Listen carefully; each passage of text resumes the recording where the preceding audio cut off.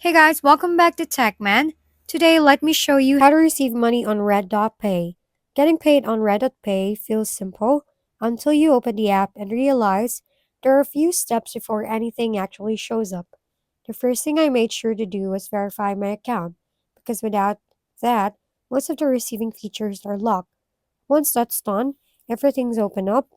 From there, I got into the app and either head to the deposit section or just share my account details with the person sending me money. They can send funds directly, either as a crypto or cash, depending on what you've set up.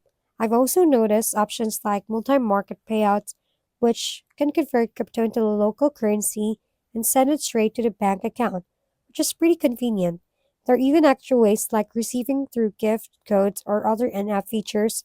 If you are not receiving anything, double check your verification status first, because without it, the app basically keeps you in read only mode. If we've been helpful, kindly give us a thumbs up and don't forget to hit the subscribe and bell button for more contents. For any questions and suggestions, comment down below.